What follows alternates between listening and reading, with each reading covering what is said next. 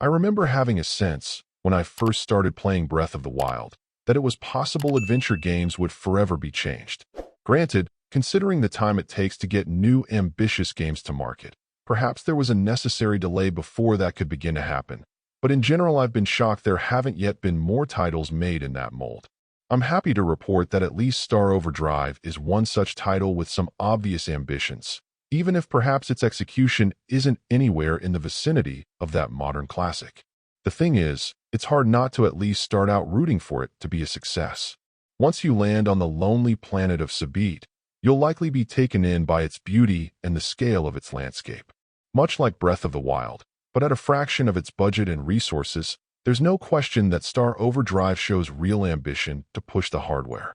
When you jump on your hoverboard and begin zooming around the surface of the planet, exploring those wide-open spaces, it's also quite exciting at first and generally feels good.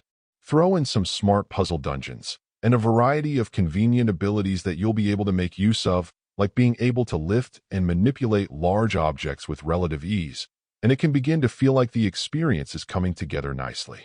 The problem is that the more you play it, the more you can't help but see the cracks in the game's ambitious and proud facade. When you need to be more precise with your hoverboard, either racing or even using it in a boss battle, inconsistencies with its behavior and the quirks of its controls become more apparent.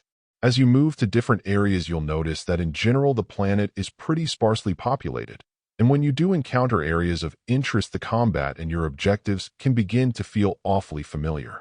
While the puzzle dungeons can be satisfying enough overall, there are times when simple traversal tasks can feel a little tougher than they should be, due to the controls not being as crisp as they could be.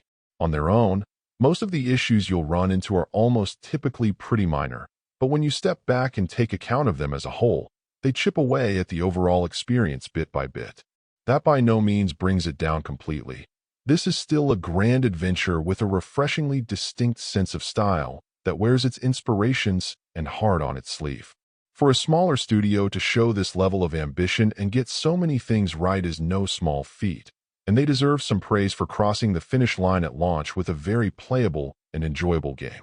Just don't assume this will have the level of polish and refinement that titles from the bigger studios often possess, but I'm absolutely looking forward to this team's follow-up attempt, now that they've proven they're capable of great things.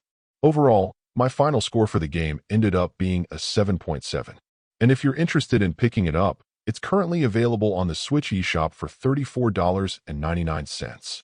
Thank you for taking the time to listen to this review. And if you'd like more information or ideas of indie games worth checking out on Switch, be sure to click on the link provided in the description. Until next time,